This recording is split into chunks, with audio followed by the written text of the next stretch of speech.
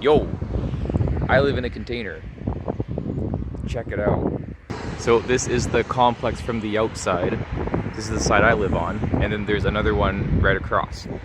So there's, don't know if you can really see because it's sunny. I can't really see what I'm filming. But there's 1, 2, 3, 4, 5, 6, 7, 8, 9, 10, 11, 12, 13, 14, 15, 16 containers in total, I think.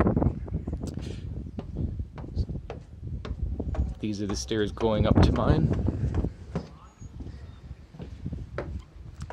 And what's cool about it is this just opens. So, which is really handy when moving furniture in, because you will see how small the opening is and how hard it would be to get stuff in here. So this is a handy little feature to have. This is my neighbor who does not exist. It's vacant, hence why I have some stuff stored there. And this is mine. This is the entryway where I have a bunch of stuff, some of which I'm gonna probably get rid of gradually.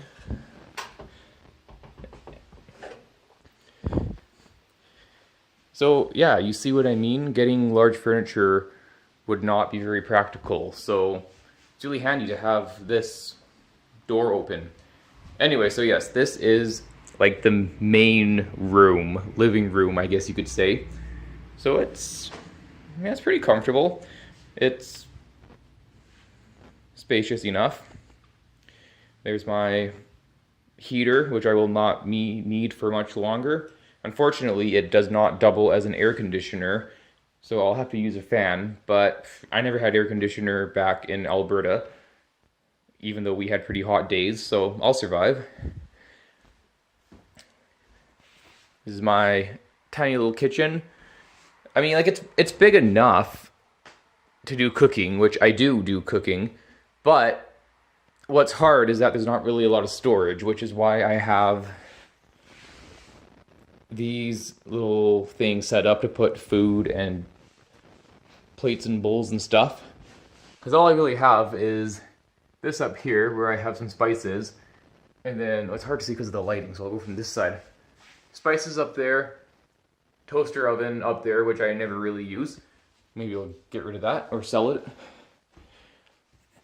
And that's about all I have for storage. I mean, I have cupboards under here, but a single drawer.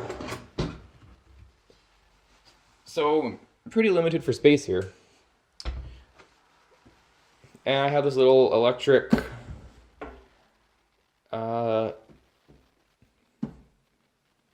thing. And little fridge with a freezer, microwave, rice cooker, essential.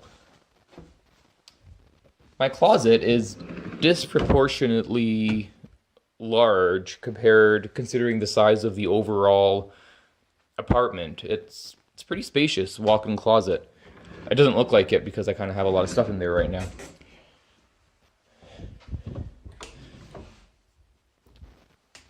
Next, my bathroom, which is pretty nice.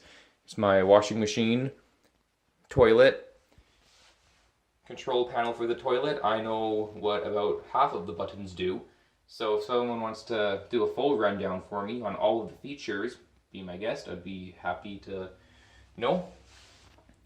And then separate room, of course, for the bathtub, shower. I don't have a shower curtain, so I tend to have baths more than showers because showers can get a little bit messy with spraying water all over the room. But yeah, that's that. And lastly, the bedroom, which is a little bit messy. There's my bed and got a nice view.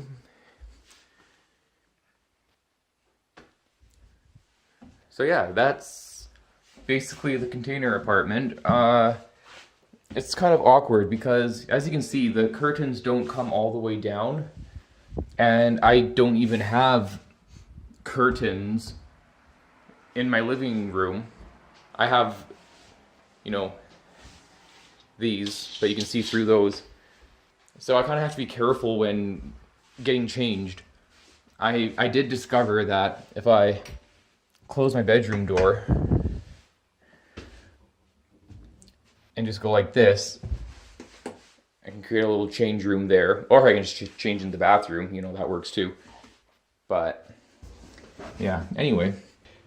So now the big question everyone's dying to know. How do I like living here? Well, I quite like it actually. This complex was built like a year and a half ago, I think, and I'm the first tenant in this specific apartment. So everything's new, clean. I quite like that. I found after talking to some of the other teachers, I found out that I am paying like way more for my place than for their places. And some of them have bigger places than me, so I kind of feel like I'm being ripped off. So that kind of sucks. But I mean, it's nice. I like it.